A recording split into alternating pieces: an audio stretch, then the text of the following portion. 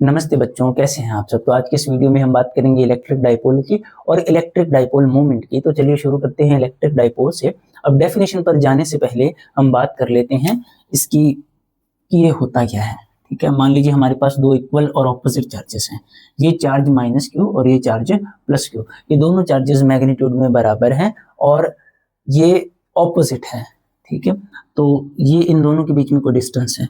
तो ये दो चार्जेस जो इक्वल हैं और ऑपोजिट हैं, ठीक है, उनके बीच में एक स्मॉल डिस्टेंस है। इन चार्जेस को या इस अरेंजमेंट को ही हम क्या बोलेंगे, एक इलेक्ट्रिक डाइपोल बोलेंगे। तो बेसिकली एक इलेक्ट्रिक डाइपोल क्या है, ये एक सिस्टम है या एक अरेंजमेंट है जिसमें दो इक्वल और ऑपोजिट चार्जेस होंगे जिन्हें हम कोई ना कोई स्मॉल डिस्टेंस से सेपरेट करेंगे। ठीक है, अब डाइपोल में जो सारी कैलकुलेशंस हम आगे करेंगे तो उन कैलकुलेशंस में हमें पॉइंट ऑफ रेफरेंस की जरूरत है जिसे हम डाइपोल का सेंटर मानेंगे। यानी कि सारी की सारी लेंथ या सारी की सारी कैलकुलेशंस के लिए जो इनिशियल पॉइंट होगा वो इसे माना जाएगा। ठीक है, तो इसीलिए हमने लेंथ को L नहीं लिखा, 2a लिखा है, क्योंकि ओरिजिन से या सेंटर ऑफ डाइपोल से, इसे हम सेंटर ऑफ डाइपोल या डाइपोल सेंटर बोल देंगे, उससे ये लेंथ a है और ये लेंथ भी a है, तो ये टोटल लेंथ क्या हुई, 2 है।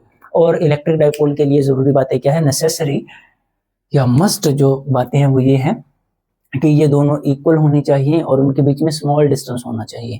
ठीक है, ऑपोजिट, इक्वल और स्मॉल डिस्टेंस। ऐसा ना हो कि ये दोनों काफी ज्यादा दूर हो, यानी काफी स्मॉल डिस्टेंस होगा टू। तो इसे हम डाइपोल सेंटर बोल देंगे और ये जो लाइन होगी, ठीक है, इसे हम बोल देंगे डाइपोल एक्सिस। डाइपोल के एक्सिस वाली लाइन को हम क्या बोल देंगे, डाइपोल एक्सिस। और डाइपोल एक्सिस में ये डाइपोल सेंटर से ये जो परपेंडिकुलर लाइन जाएगी वहीं से गई है, उसे हम बोल देंगे इक्वाटोरियल लाइन। इसे हम बोल देंगे इक्वाटोरियल लाइन।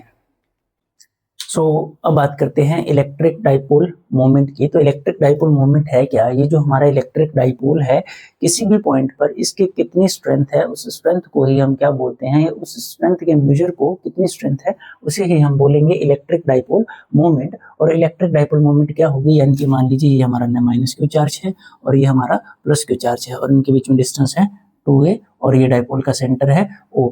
तो ये क्या होगा, डाइपोल मोमेंट क्या होगी, एक वेक्टर क्वांटिटी होगी जो नेगेटिव से पॉजिटिव जाएगी। तो ये डाइपोल मोमेंट की डायरेक्शन होगी और ये डाइपोल मोमेंट हमें क्या बताएगी, स्ट्रेंथ बताएगी इस इलेक्ट्रिक डाइपोल की। और डाइपोल मोमेंट को हम कैसे लिखेंगे, product of magnitude of either charge. यानी कि इन दोनों में से ये दोनों चार्जेस इक्वल है मैग्नीट्यूड में। मैग्नीट्यूड मतलब इनकी न्यूमेरिकल वैल्यू कितनी है। तो डाइपोल मोमेंट को हम P से लिखेंगे।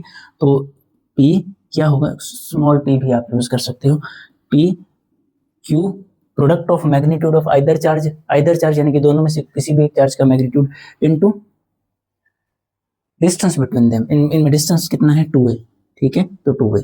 तो हम इसे ऐसे लिख सकते हैं, चार्ज स्केलर है तो उसके ऊपर हम ये नहीं लगाएंगे। तो डाइपोल मोमेंट का ये फॉर्मूला होगा हमारे पास। तो बेसिकली डाइपोल मोमेंट है क्या, ये बस स्ट्रेंथ है इलेक्ट्रिक डाइपोल की और ये एक वेक्टर क्वांटिटी है, नेगेटिव से पॉजिटिव जाएगी और ये उसका फॉर्मूला है। इसे कैसे लिखेंगे, product of magnitude of either charge and distance between them. दूसरा, इसके यूनिट्स क्या होंगे, तो डाइपोल मोमेंट के यूनिट्स क्या होंगे, SI यूनिट्स। तो SI यूनिट्स, तो डाइपोल मोमेंट के SI यूनिट्स होंगे चार्ज के कूलम्ब, डिस्टेंस के मीटर। तो कूलम्ब मीटर आप लिख सकते हो। और इसके बाद आएंगे डायमेंशंस। तो डाइपोल मोमेंट के डायमेंशंस क्या होंगे, डायरेक्शन नेगेटिव से पॉजिटिव आपको पता है। डायमेंशंस क्या होंगे, चार्ज के डायमेंशंस होते हैं 80 एम्पियर टाइम, लेंथ के तो L आ जाएगा। तो ये होंगे आपके डायमेंशंस। आप ऐसे भी लिख सकते हो M0 L1 T1 A1। ठीक है, तो ये आपके डायमेंशंस हैं।